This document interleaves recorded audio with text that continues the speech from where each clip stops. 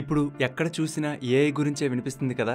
అసలు AI revolution రావడానికి కారణం మనందరికీ తెలిసిన గూగుల్, ఫేస్బుక్, యాపిల్ ఈ కంపెనీలు ఏవి కాదు. ఇప్పుడు మనం యూజ్ చేస్తున్న ChatGPT కానీ, టెస్లా ఆటోపైలట్ కార్స్ కానీ, క్లౌడ్ సర్వీసెస్ కానీ, గేమింగ్ ఇలా అన్ని రంగాలు కేవలం ఒక కంపెనీ మీదే ఆధారపడి ఉన్నాయి.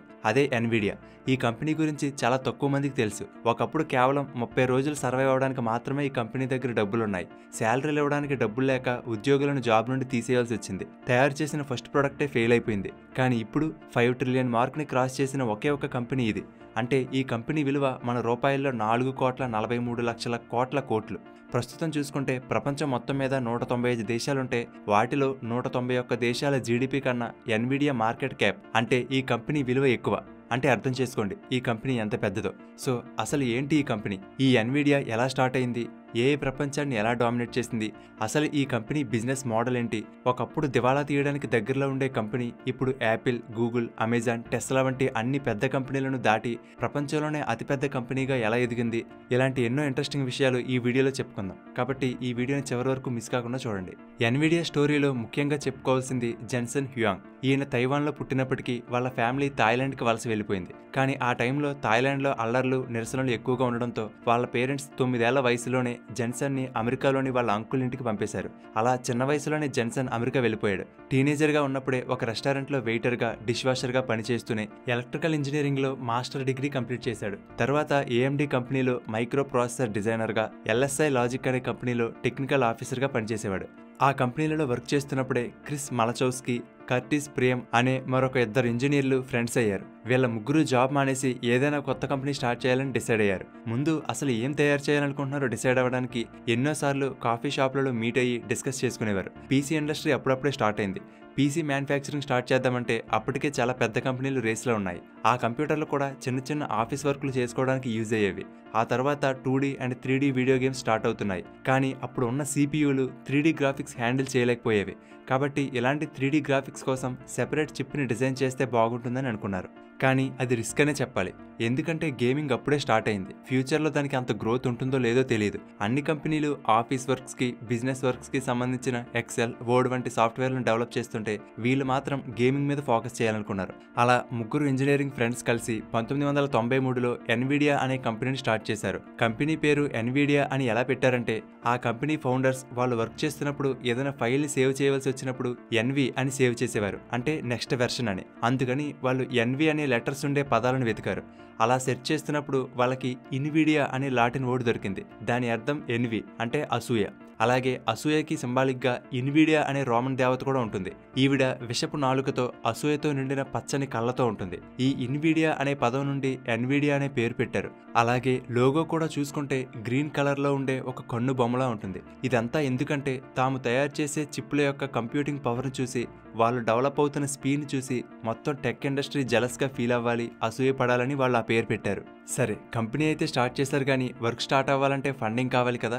అప్పటికే వాళ్ళు టెక్ కంపెనీలలో పనిచేసి ఉండడం వల్ల వాళ్ళకి ఉన్న నెట్వర్క్ ద్వారా సికోయా క్యాపిటల్ అనే కంపెనీ వాళ్ళకి $20 మిలియన్ ఫండింగ్ ఇచ్చింది. దానితో వాళ్ళు ఎంతో కష్టపడి 1995లో ఫస్ట్ ప్రొడక్ట్ NV1 అనే చిప్ని లాంచ్ చేశారు. ఈ NV1 చిప్ ఒక్కటే 2D and 3D graphics, sound, gamings, video processing ఇలా అన్నీ కంట్రోల్ చేయగలదు. సో ఈ ప్రొడక్ట్ ఖచ్చితంగా సక్సెస్ అవుతుంది అనుకున్నారు. కానీ ఇది టోటల్గా ఫెయిల్ అయింది. అసలు ఈ ప్రొడక్ట్ ఎందుకు ఫెయిల్ అయిందో తెలుసుకునే ముందు ఒక చిన్న విషయం. ఫ్రెండ్స్, మీరు ఫ్యూచర్ ప్రూఫ్తో ఒక కెరియర్ చూస్ చేసుకోవాలనుకుంటే కేవలం డేటా సైన్స్ మాత్రమే కాదు, ఏఐతో ఇంటిగ్రేట్ అయిన డేటా సైన్స్ 2.0 కావాలి. అదే ఎగ్జాక్ట్గా OdinSchool యొక్క brand new data science course 2.0 with AI upgraded for 2026 industry డిమాండ్స్లో ఉంటుంది. ఇది ఇండస్ట్రీ ఎక్స్పర్ట్స్తో డిజైన్ చేయబడిన కంప్లీట్ జాబ్ ఓరియంటెడ్ కోర్స్. అంతేకాదు ప్రెస్టీజియస్ యూనివర్సిటీ నుండి డిప్లొమా కూడా వస్తుంది. అదే కాకుండా దీనిలో మీకు live classes, hand on projects, real world case studies ఉంటాయి. ఈ కోర్సులో power BI, copilot, Python, pandas వంటి AI టూల్స్ ని వాడి డేటా అనాలిసిస్ స్మార్ట్ గా, ఫాస్ట్ గా, ఎఫెక్టివ్ గా ఎలా చేయొచ్చో నేర్పిస్తారు. ఇవే కాకుండా career guidance, resume help, mock interviews, direct placement support కూడా లభిస్తుంది. Swiggy, phone pay, Flipkart, axis వంటి ఎన్నో కంపెనీలు ప్రతి నెల హైరింగ్ స్ప్రింట్స్ కండక్ట్ చేస్తున్నాయి. ఎగ్జాంపుల్ కి ప్రియేష్ అనే ఇతను కంప్యూటర్ ఆపరేటర్ నుండి స్విగ్గీలో డేటా అనలిస్ట్ రోల్ కి కెరియర్ చేంజ్ అయ్యారు. ఇలా ఇప్పటికే OdinSchool's ఎర్లియర్ బ్యాచెస్ నుండి ఎంతో మంది యాక్సెంచర్, డెలాయిట్, TCS, EY వంటి కంపెనీల్లో ప్లేస్మెంట్ సంపాదించారు. నెక్స్ట్ బ్యాచ్ నవంబర్ 29న స్టార్ట్ అవబోతుంది. అంతేకాదు early bird offer, EMI option కూడా అవైలబుల్ గా ఉంది. సో ఇంట్రెస్ట్ ఉన్న వాళ్ళు వీడియోలో డిస్క్రిప్షన్లో ఉన్న లింక్ మీద క్లిక్ చేసి ఫామ్ ఫిల్ చేస్తే వాళ్ళే మీకు కాల్ చేసి గైడ్ చేస్తారు. ఇక టాపిక్లోకి వెళ్ళిపోతే ఎన్విడియా రిలీజ్ చేసిన NV1 చిప్ ఫెయిల్ అవ్వడానికి మెయిన్ కారణం అప్పటికే PC మ్యానుఫ్యాక్చరింగ్లో టాప్లో ఉన్న మైక్రోసాఫ్ట్ వంటి మిగిలిన అన్ని కంపెనీలు తయారు చేసిన PCలు ట్రయాంగిల్ ప్రిమిటివ్స్కి ఆప్టిమైజ్ చేయబడి ఉండేవి. కానీ ఎన్విడియా లాంచ్ చేసిన NV1 చిప్ అనేది క్వాడ్రాటిక్ ప్రిమిటివ్స్ని మాత్రమే ప్రాసెస్ చేయడానికి ఆప్టిమైజ్ చేయబడింది. అసలు ఇవేంటో సింపుల్గా చెప్పుకుందాం. ప్రిమిటివ్ అంటే కంప్యూటర్ అన్ని రకాల షేప్లను మోడల్స్ని తయారు చేయడానికి యూజ్ చేసే ఒక బేసిక్ షేప్ని ప్రిమిటివ్ అంటారు. మనం చిన్న చిన్న లెగో బ్లాక్స్తో అన్ని రకాల పెద్ద పెద్ద మోడల్స్ని బిల్డ్ చేస్తాం కదా, అలా అన్నమాట. అప్పటికి మైక్రోసాఫ్ట్ వంటి కంపెనీలు ట్రయాంగిల్ ప్రిమిటివ్స్ యూజ్ చేసేవి. అంటే కంప్యూటర్లో ఉండే అన్ని 3D మోడల్స్ని, అంటే చెట్లు, మనుషులు, కార్స్, ఇలా అన్ని మోడల్స్ని చేయడానికి చిన్న చిన్న ట్రయాంగిల్ షేప్లను వాడతారు. స్క్వేర్ షేప్ రావాలంటే 2 ట్రయాంగిల్ కలిపితే స్క్వేర్ డిజైన్ చేయొచ్చు కదా, అలా ఏ డిజైన్ చేయాలన్నా ఈ ట్రయాంగిల్స్తోనే చేస్తారు. ఇది కలర్స్ వేయడానికి కానీ కంప్యూటర్ ప్రాసెస్ చేయడానికి కానీ ఈ ట్రయాంగిల్ ప్రిమిటివ్స్ ఈజీగా ఉంటుంది. కానీ ఈ డిజైన్లన్నీ చూడడానికి ఎటువంటి కర్వ్స్ లేకుండా బ్లాక్స్లా ఫ్లాట్గా ఉంటాయి. కానీ ఎన్విడియా డెవలప్ చేసిన క్వాడ్రాటిక్ ప్రిమిటివ్స్లో ఫ్లాట్గా కాకుండా కర్వ్డ్ సర్ఫేసెస్ ఉంటాయి. దీనిలో మ్యాథమెటికల్ ఈక్వేషన్స్ని యూజ్ చేసి స్పియర్, సిలిండర్ షేప్ వంటి స్మూత్ రౌండ్ షేప్స్ సర్ఫేసెస్ వచ్చేలా చేస్తారు. దీనిలో 3D అంతా స్మూత్గా రియలిస్టిక్గా ఉంటుంది. కానీ కంప్యూటర్లు వీటిని ఫాస్ట్గా ప్రాసెస్ చేయలేవు. అలాగే అప్పుడు ఉన్న మైక్రోసాఫ్ట్ PCలలో వర్క్ అవ్వాలంటే ఖచ్చితంగా ట్రయాంగిల్ ప్రిమిటివ్స్ని యూజ్ చేయాలి. ఈ కారణంగా ఎన్విడియా రిలీజ్ చేసిన NV1 చిప్ ఎందుకు పనికిరాకుండా పోయింది. 2,50,000 చిప్లను సెల్ చేయడానికి డిస్ట్రిబ్యూటర్స్కి పంపిస్తే వాటిలో 2,49,000 చిప్లు రిటర్న్ వచ్చేసాయి. అంటే దాదాపు కేవలం 1000 చిప్లు మాత్రమే సేల్ అయ్యాయి. అంతలా ఫెయిల్ అయింది. దీంతో అప్పటికే కాంట్రాక్ట్ కుదుర్చుకున్న కంపెనీలు కాంట్రాక్ట్ని క్యాన్సిల్ చేసుకున్నాయి. ఇక కంపెనీ దగ్గర ఉన్న ఫండ్ అంతా అయిపోయింది. జస్ట్ 1 మంత్ శాలరీ పే చేయడానికి మాత్రమే వాళ్ళ దగ్గర అమౌంట్ ఉంది. 80 మంది ఎంప్లాయీస్లో 40 మందిని జాబ్ నుండి తీసివేయాల్సి వచ్చింది. అలాంటి సమయంలో ఈ ఫెయిల్యూర్స్ నుండి నేర్చుకున్న దానితో మళ్ళీ కొత్తగా మరొక చిప్ని డిజైన్ చేయాలని డిసైడ్ అయ్యారు. ఈసారి మార్కెట్ అవసరాలకు తగ్గట్టుగా రేవా 128 అనే చిప్ని లాంచ్ చేశారు. ఇది కనుక ఫెయిల్ అయితే కంపెనీని క్లోజ్ చేసేయడమే. కానీ ఇది సూపర్ హిట్ అయిపోయింది. రిలీజ్ అయిన 4 నెలల్లోనే ఏకంగా 10 లక్షల యూనిట్స్ని అమ్మింది. ఈ చిప్ ద్వారా 2D, 3D గ్రాఫిక్స్లో తిరుగు లేకుండా నిలబడింది.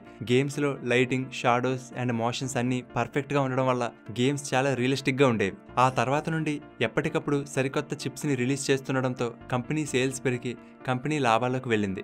ఇదిలా ఉండగా 1996లో GeForce 256 అనే చిప్ని లాంచ్ చేశారు. ఇదే వరల్డ్స్ ఫస్ట్ GPU అంటే గ్రాఫిక్స్ ప్రాసెసింగ్ యూనిట్. సాధారణంగా కంప్యూటర్లు CPU మీద ఆధారపడి పనిచేసేవి. ఒక కష్టమైన పనిని ఇస్తే ఈ CPU ఒక టైంలో ఆ పనిని మాత్రమే చేయగలుగుతుంది. అదే GPU అయితే ఆ టాస్క్ని చిన్న చిన్న టాస్కులుగా చేసి ఒకేసారి మల్టిపుల్ టాస్కులు ప్రాసెస్ చేయగలదు.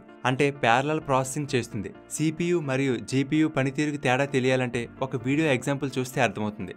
ఉదాహరణకి CPU ఒక ఇమేజ్ని డ్రా చేయాలంటే ఈ విధంగా ఉంటుంది. అదే GPU అయితే ఈ విధంగా ఒకేసారి ప్యారలల్ ప్రాసెసింగ్ చేస్తుంది. ఈ ఒక్క ప్రొడక్ట్తో ఎన్విడియా గేమింగ్ GPU మార్కెట్ని డామినేట్ చేసేసింది. మైక్రోసాఫ్ట్ కొత్తగా లాంచ్ చేసిన Xboxలలో GeForce GPUలను యూజ్ చేయాలని డిసైడ్ అయింది. దానికోసం అడ్వాన్స్గా $200 మిలియన్ కూడా పే చేసింది. దీంతో ఎన్విడియా పాపులారిటీ పెరిగిపోయింది. తర్వాత సోనీ తన ప్లే స్టేషన్కి కూడా ఎన్విడియా చిప్స్ని యూజ్ చేసింది. దానితో పాటు యాపిల్, డెల్, HP వంటి కంపెనీలు కూడా ఎన్విడియా GPUలను యూజ్ చేయడం మొదలుపెట్టాయి.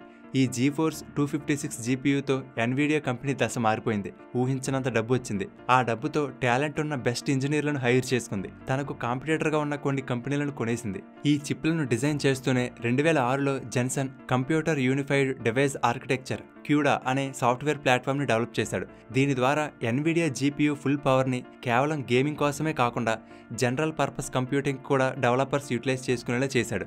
ఈ CUDA అనేది సీరియల్ కంప్యూటింగ్ని ప్యారలల్ కంప్యూటింగ్కి మార్చింది.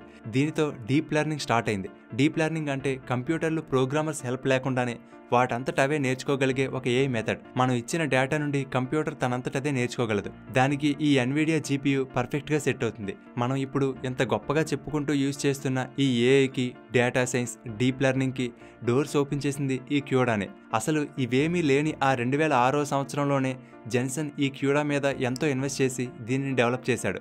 అందుకే ఎన్విడియా సక్సెస్లో GeForce 256 GPU చిప్ ఎంత ఇంపార్టెంటో ఈ CUDA కూడా అంతే ఇంపార్టెంట్. ఈ CUDA గొప్పతనం ఏంటో అప్పటికి చాలామందికి తెలియదు. ఇది ఎలా అర్థం చేసుకోవచ్చంటే అందరూ గుర్రబళ్ళ మీద తిరుగుతున్న రోజుల్లోనే ఎన్విడియా కార్ ఇంజిన్ తయారు చేసినట్టు.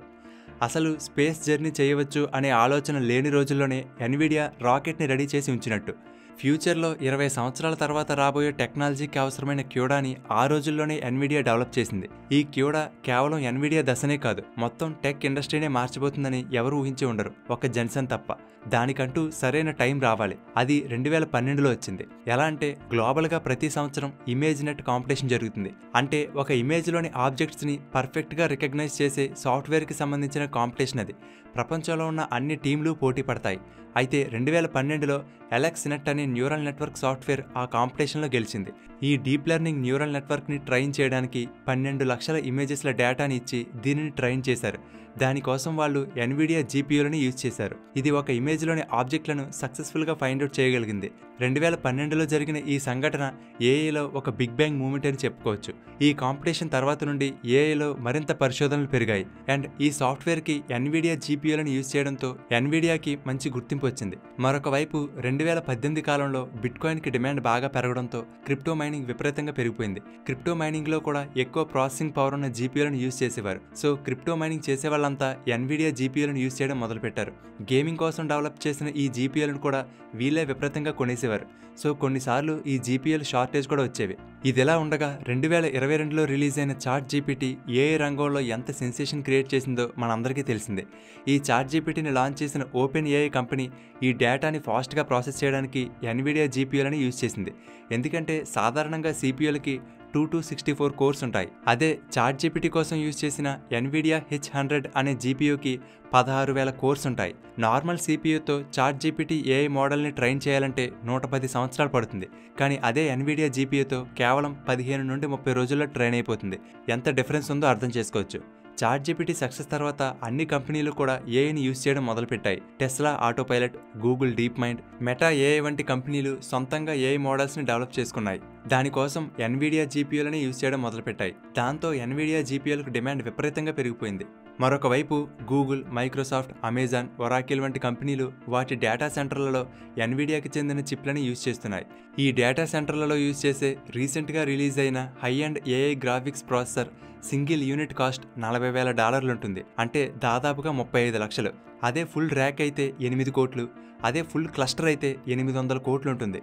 ఇంత కాస్ట్ ఉన్నా సరే ఈ కంపెనీలన్నీ పోటీపడి మరీ వీటిని కొంటున్నాయి. వీటికి డిమాండ్ అంతలా ఉంది. ఎందుకంటే దీనికి వేరే ఆల్టర్నేటివ్ కూడా ఏమీ లేదు. ఏఎండి, ఇంటెల్ కంపెనీల చిప్పులు ఉన్న ఎన్విడియా పర్ఫార్మెన్స్కి మ్యాచ్ అవ్వలేకపోతున్నాయి. ఇలా AI, crypto mining, data centres అన్ని వైపుల నుండి ఎన్విడియా చిప్లకు డిమాండ్ పెరిగిపోవడంతో లాభాలు కూడా రోజురోజుకి పెరుగుతూ వచ్చాయి. అందుకే 2023 మే 30 నాటికి Apple, Microsoft, Amazon, alphabet, Tesla తర్వాత ప్రపంచంలో 1 ట్రిలియన్ మార్కుని చేరుకున్న 6వ కంపెనీగా ఎన్విడియా నిలిచింది. అంతేకాదు మళ్ళీ జస్ట్ 2 ఇయర్స్లో అక్టోబర్ 2025 నాటికి 5 ట్రిలియన్ మార్కెట్ వాల్యుయేషన్ కలిగిన కంపెనీగా నిలిచింది. ప్రపంచం మొత్తం మీద 5 ట్రిలియన్ మార్కుని చేరుకున్న ఫస్ట్ కంపెనీ ఎన్విడియానే. ఒక రకంగా చెప్పాలంటే Microsoft, Google, Amazon, Tesla, meta ఇలాంటి అన్ని పెద్ద కంపెనీలు కూడా ఎన్విడియా మీదే ఆధారపడి ఉన్నాయి. గ్లోబల్ ఏఐ చిప్ మార్కెట్లో 90% ఎన్విడియాదే. మొత్తం ఏఐ ఇన్ఫ్రాస్ట్రక్చర్ అంతా ఎన్విడియా మీద ఆధారపడింది. కేవలం ఇదే కాదు, మెర్సిడెస్ బెంజ్, వోల్వో, BMW వంటి ఎన్నో కార్ కంపెనీలకు ఎన్విడియా అటానమస్ డ్రైవింగ్ టెక్నాలజీని అందిస్తుంది. Robotics, health care, quantum computing ఇలా అన్ని రంగాల్లోకి ఎన్విడియా ఎక్స్పాండ్ అవుతుంది. మరి ఎన్విడియా ఇంతలా సక్సెస్ అవడానికి కారణం జెన్సన్ ఫాలో అయిన కొన్ని స్ట్రాటజీలు. అవేంటంటే ఎన్విడియా కంపెనీ మొదటి నుండి కూడా చిప్స్ని డిజైన్ చేయడంలోనే ఉంది కానీ ఫిజికల్గా మ్యానుఫ్యాక్చరింగ్ చేయాలనుకోలేదు. దీనివల్ల కాస్ట్ చాలా తగ్గిపోతుంది. ఓన్లీ డిజైనింగ్ మీద మాత్రమే ఫోకస్ చేయడం వల్ల వాళ్ళకి ఉన్న అన్ని రీసోర్సెస్ని ఇన్నోవేషన్ మీద యూజ్ చేసింది. ఇక మ్యానుఫ్యాక్చరింగ్ కోసం TSMC అనే కంపెనీతో టైఅప్ అయింది. మొదటి నుండి కూడా ఎన్విడియా చిప్లను ఈ కంపెనీయే తయారు చేస్తుంది. నెక్స్ట్, కేవలం చిప్స్ని తయారు చేసి వదిలేయడం కాకుండా ఎన్విడియా ఎంటైర్ ఎకో సిస్టమ్ని బిల్డ్ చేసింది. Softwares, drivers, AI frameworks, developer tools ఇవన్నీ వాళ్ళ హార్డ్వేర్లో బెటర్గా వర్క్ అయ్యేలా డిజైన్ చేసుకుంది. అలాగే అందరూ ఈ రోజు కోసం ప్రొడక్ట్స్ బిల్డ్ చేస్తుంటే జెన్సన్ మాత్రం రాబోయే 10 ఇయర్స్కి కావాల్సిన ప్రొడక్ట్లను డిజైన్ చేస్తూ వచ్చాడు. అందుకే అసలు వీడియో గేమ్స్ అంతగా డెవలప్ అవ్వని రోజుల్లోనే వాటి కోసం 3D గ్రాఫిక్స్ చిప్లను డిజైన్ చేశాడు. అసలు ఆర్టిఫిషియల్ ఇంటెలిజెన్స్ ఇంతగా ఫేమస్ అవ్వని రోజుల్లోనే అంటే 10-15 సంవత్సరాల ముందే చాలా రిస్క్ తీసుకుని క్యూడాని డెవలప్ చేయడానికి ఎంతో ఖర్చు చేశాడు. ఆ ముందు చూపే ఇప్పుడు ఎన్విడియాని ఈ స్థాయిలో నిలబెట్టింది. ఎన్విడియాని స్టార్ట్ చేస్తున్న 1990s టైంలోనే ఇదే చిప్ డిజైన్ చేయాలనే ఐడియాతో ఇంచుమించు అప్పుడు 89 కంపెనీలు స్టార్ట్ అయ్యాయి. కానీ ఆ పోటీని తట్టుకుని వాటిలో ఎన్విడియా మాత్రమే ఇప్పుడు సర్వైవ్ అయ్యి ఇంత పెద్ద కంపెనీగా మారిందంటే దానికి జెన్సన్ నాయకత్వ లక్షణాలు, ముందు చూపే కారణం. అందుకే కంపెనీ స్టార్ట్ చేసినప్పటి నుండి ఇప్పటికీ అంటే దాదాపు 30 సంవత్సరాల పైనుండే కంపెనీకి ఇతనే సీఈఓగా ఉన్నాడు. సో ఇది ఫ్రెండ్స్ ఎన్విడియా కంపెనీ స్టోరీ. ఒకప్పుడు శాలరీలు కూడా ఇవ్వడానికి ఇబ్బంది పడిన కంపెనీ, నెల రోజుల్లో క్లోజ్ అయిపోవాల్సిన కంపెనీ ఇప్పుడు ప్రపంచంలోనే అత్యంత విలువైన కంపెనీగా మారిన జర్నీ. ఈ జర్నీ మీకు ఎలా అనిపించిందో కామెంట్ సెక్షన్లో తెలియచేయండి. ఈ వీడియో మీకు నచ్చితే లైక్ చేయండి, అలాగే మీ ఫ్రెండ్స్ అందరికీ షేర్ చేయండి. ఇలాంటి మరిన్ని ఇంట్రెస్టింగ్ వీడియోలను మిస్ కాకుండా చూడడానికి మన తెలుగు బడి ఛానల్కి సబ్స్క్రైబ్ చేసుకుని పక్కనే ఉన్న బెల్ బటన్ యాక్టివేట్ చేసుకోండి. తెలుగు బడి నుండి ఎప్పటికప్పుడు అప్డేట్స్ని పొందడానికి వాట్సాప్, ఇన్స్టాగ్రామ్, ఫేస్బుక్, టెలిగ్రామ్లలో తెలుగు బడిని ఫాలో అవ్వండి. వాటి లింక్స్ కూడా డిస్క్రిప్షన్లో ఇచ్చాను, చెక్ చేయండి. ఫ్రెండ్స్, డేటా సైన్స్ 2.0 కోర్సులో జాయిన్ అవ్వాలనుకున్న వారు డిస్క్రిప్షన్లో ఇచ్చిన లింక్ మీద క్లిక్ చేసి ఫామ్ ఫిల్ చేసి రిజిస్టర్ అవ్వండి. Thank you for watching.